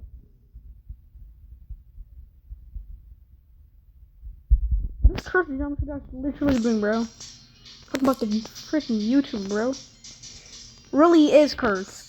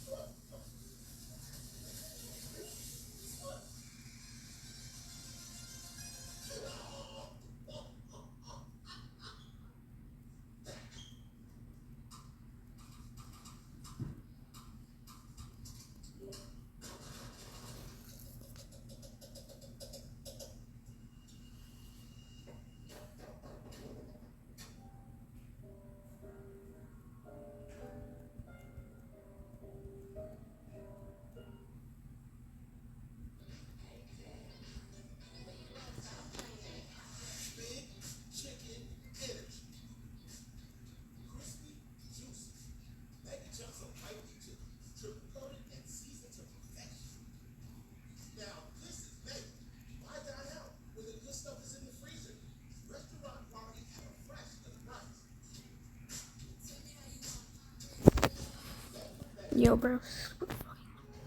What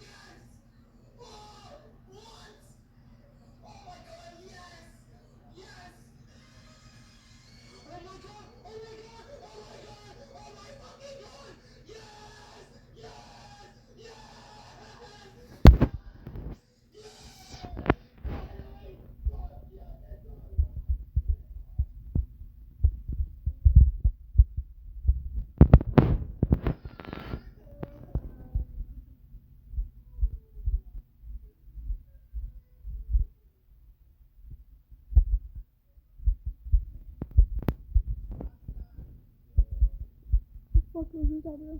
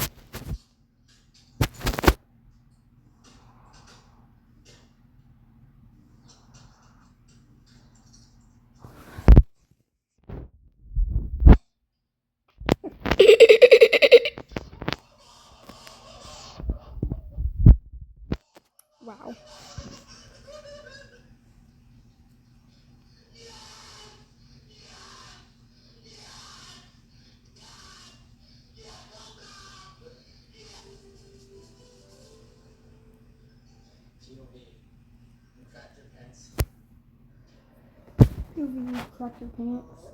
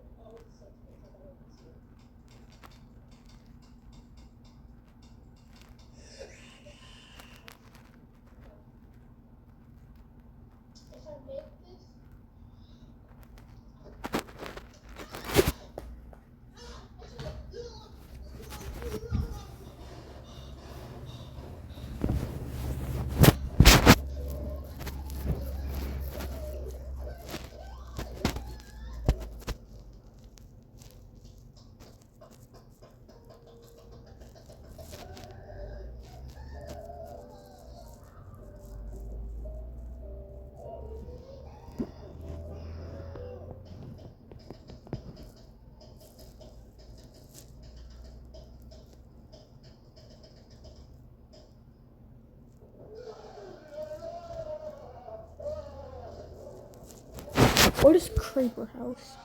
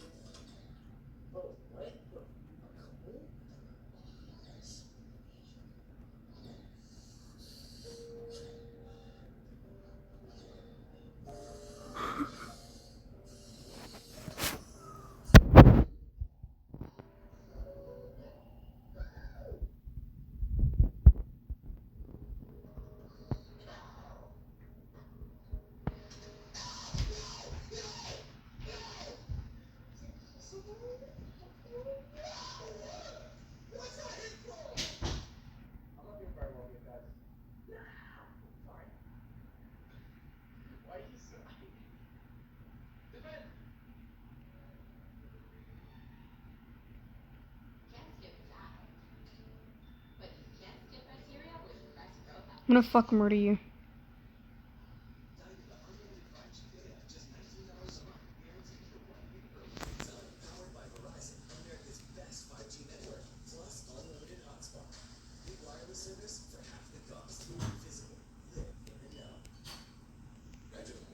Oh, hell to the no.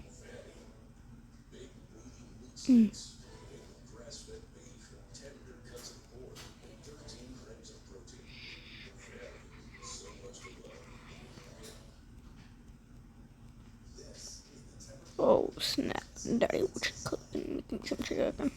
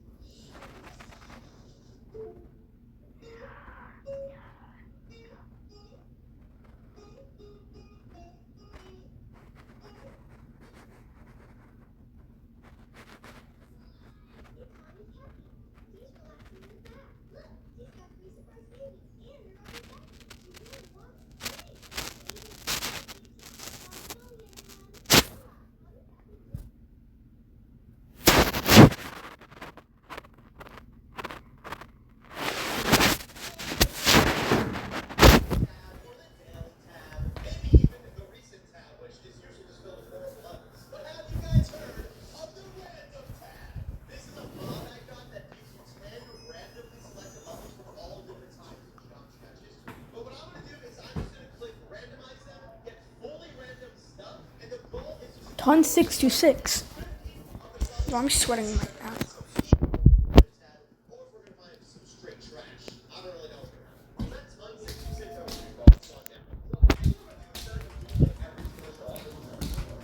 I'm sweating. So bad. I've never sweated. I've never sweat. I've never sweat. This is me, not me. And boy, my boyfriend, boy, take a shit in front of this.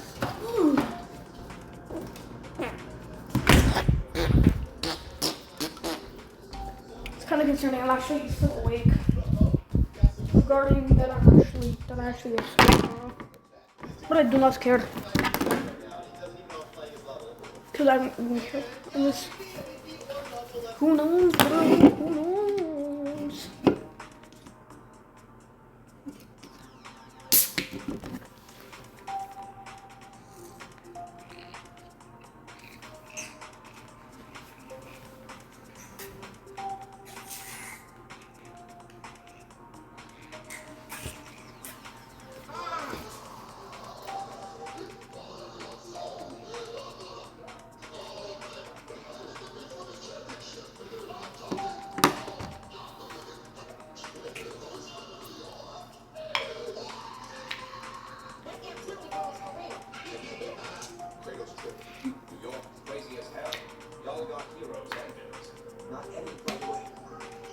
Those aren't even effects, he's just that mad.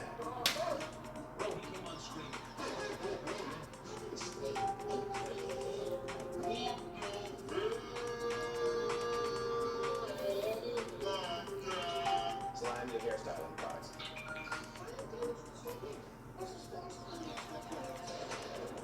Rover got to turn on visa.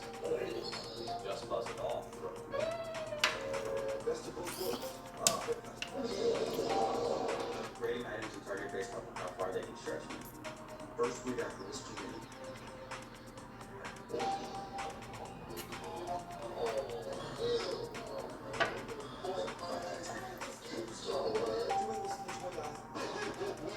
Imagine walking into the aisle with your kid to buy some toys and you are just met with this. Views off views, I guess. What the 6 to 7 stars are this is.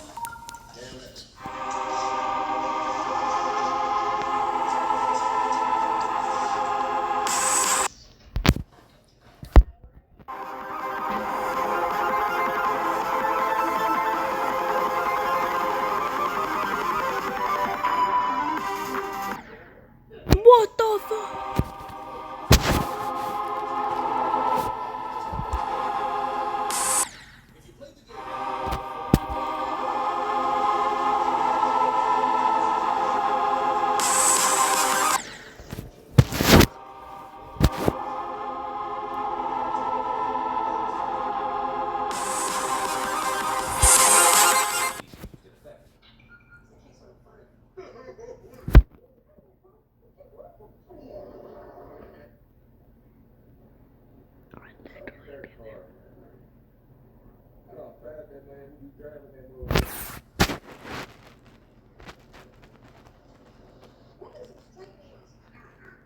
Rod driving a rocket.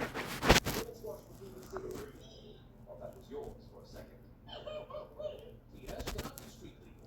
Any tips for a 120-pound aspiring offensive rider?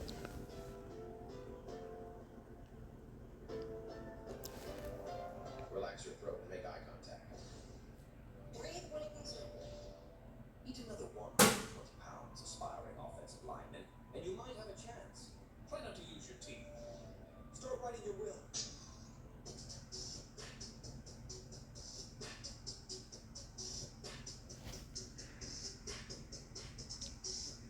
You mother. Bro, why did you do that? He looks at us like it's our fault. Even the other dog was like, damn, you're wrong for that. Bro saw heaven that day.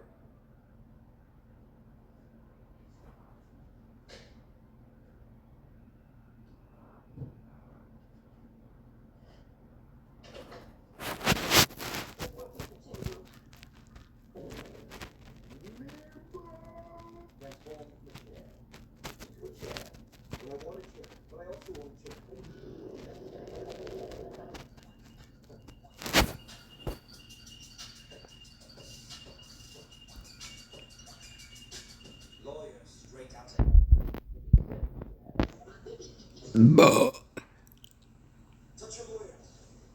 The lawyer will accept. 1,200 V-Bucks for that. Pooping isn't normal. The perfect diet creates no We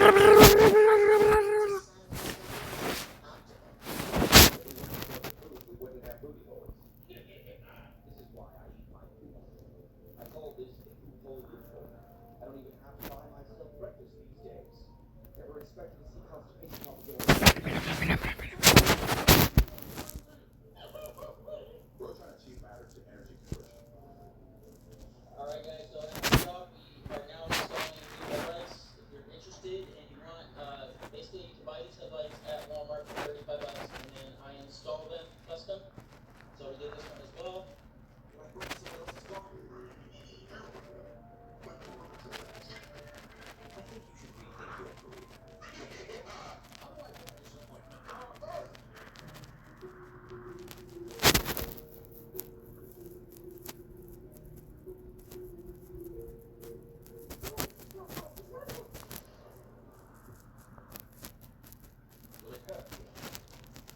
I can bet bro going to the queen. What the hell?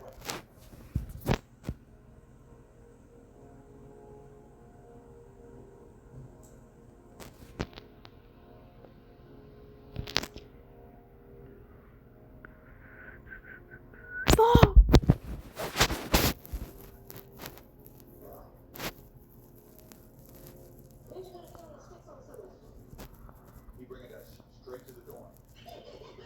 Bro walk back. Pick it up after TS. Graduated to mouse and keyboard.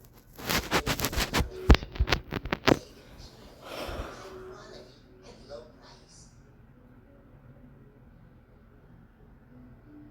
Who's even the target audience for TS? Well, do you ship to active war zones? I live in Chicago.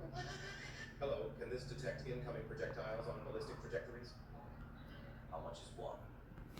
Three. Crush when they look at this Instagram. First impression analysis, the drone stalls. Instagram is not the place for this. This is self-sabotage. This is a person who should not be allowed to be using AI. Jesus Christ, bro.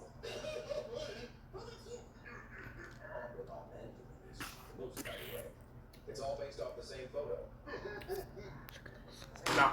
Así lo pueden ver y le muestran este clip a su peluquero. Te corte el pelo y te... ¡Eh, güey! ¡Sí, amigos! Yo, he got a.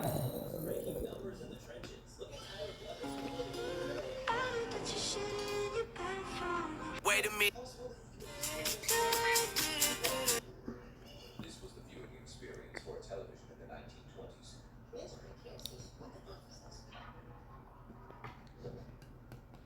Like, what's up? I have Wait a minute. Get it how you live it. God. going on for $3. So get at your boy. Oh. Oh, we go crazy like that.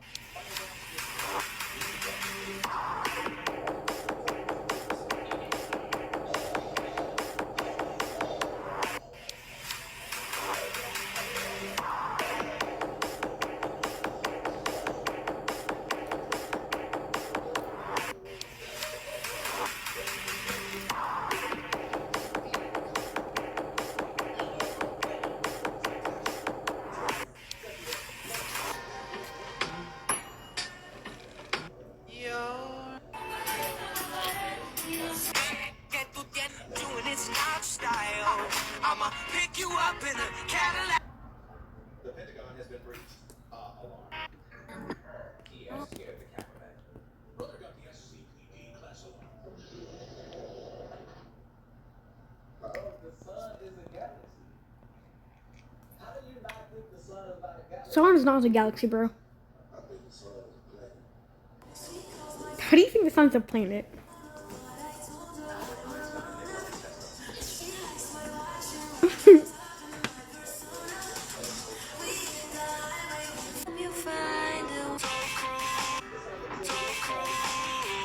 Take me somewhere.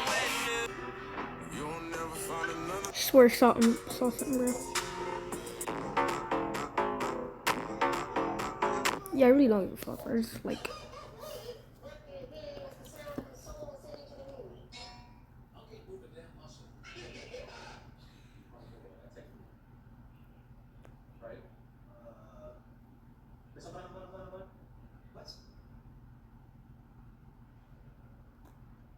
Did you use potion? Yes.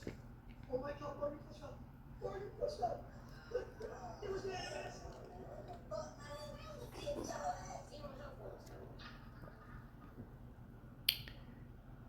An IQ 2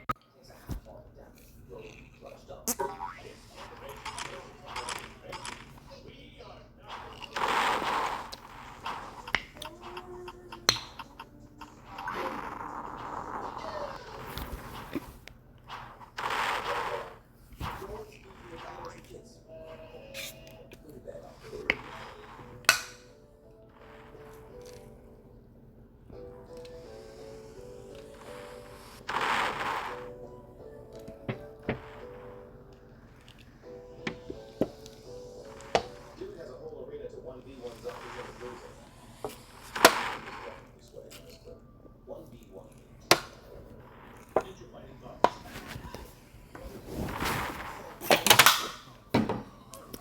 What the fuck? My whole tower is on the verge of collapse.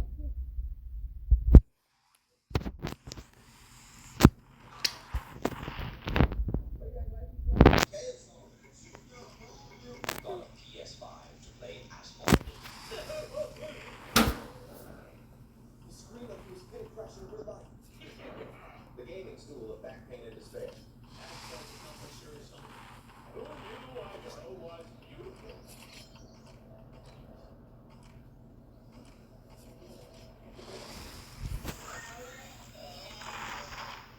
I live in Idaho, and this is accurate. This is actually what it looks like. Looks like a distant fact. Literally killed that potato.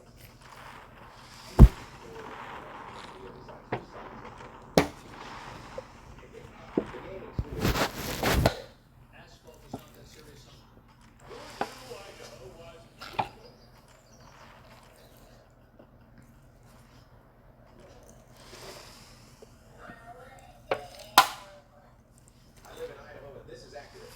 This is actually what it looks like. Looks like a distant fact. Literally killed that potato. I'm to explore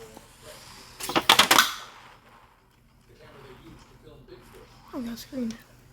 What the?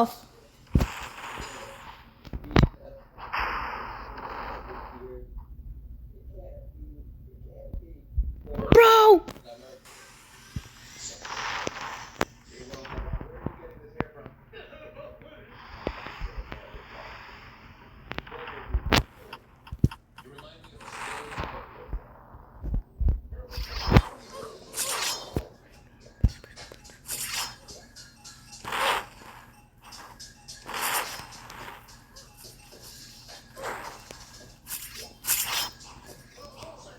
Piece of shit. Anyway.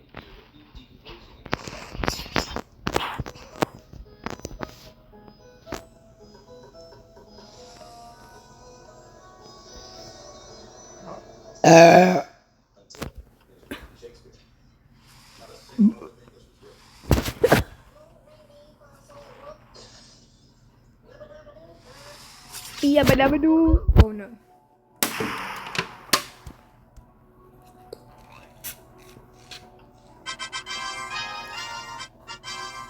Ninja built like the Grinch. Bro arrived with confidence. Consume the whole banana population. Pregnant, don't laugh.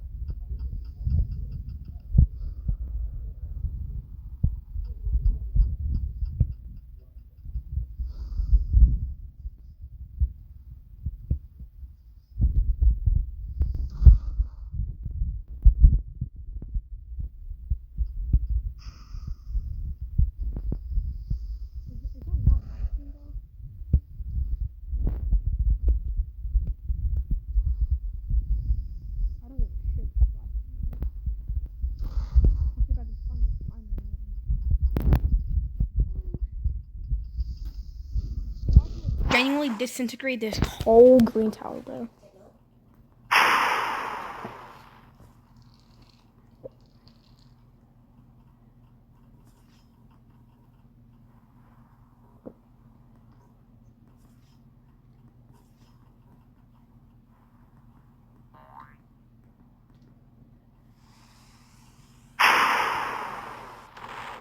This is a 100 million.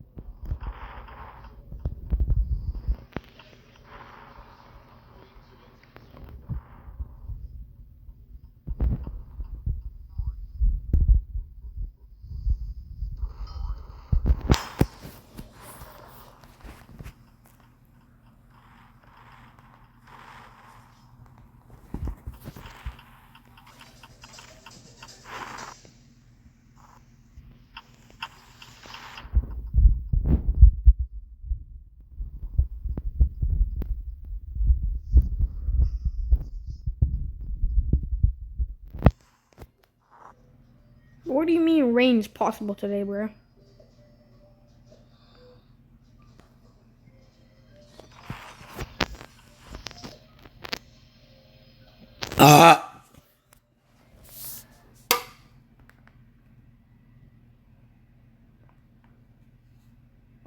Inside this vial is something that could kill you. Let's open it up.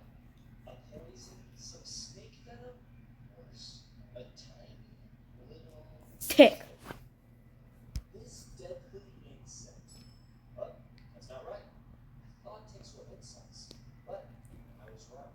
Ticks are not insects. Look at this tick under a micro lens. See if you can tell why. Here's the tick, and here's the jewel beetle. Spot any differences? They have more legs. The number of legs. Insects have 6 legs, but ticks have 8. Or spiders. Arachnids, like spiders, they use those 8 legs to pounce onto unsuspecting. Never mind, turns out ticks can't jump. Turns out they use something called questing. I found a video that shows the whole thing. Let's watch it together. When they decide it's time to look at tick species begin to climb, they ascend to the top of a plant or scramble to the edges of the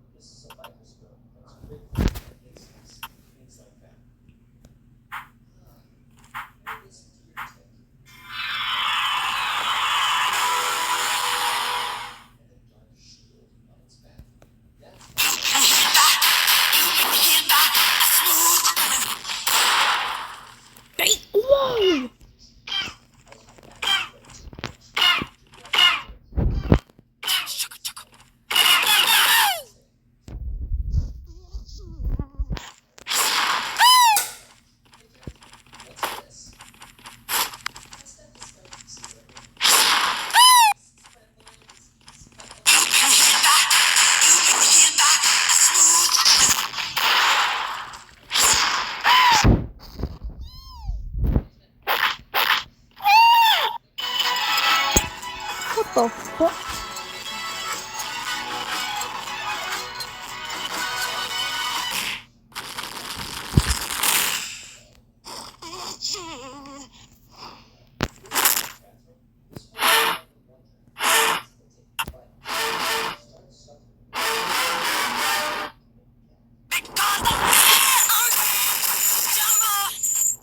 Shamo.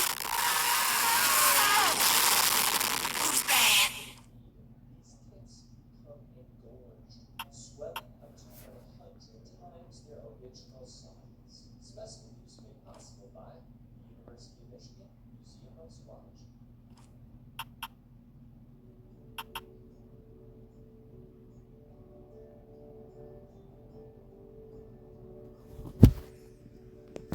Oh, sorry, yo.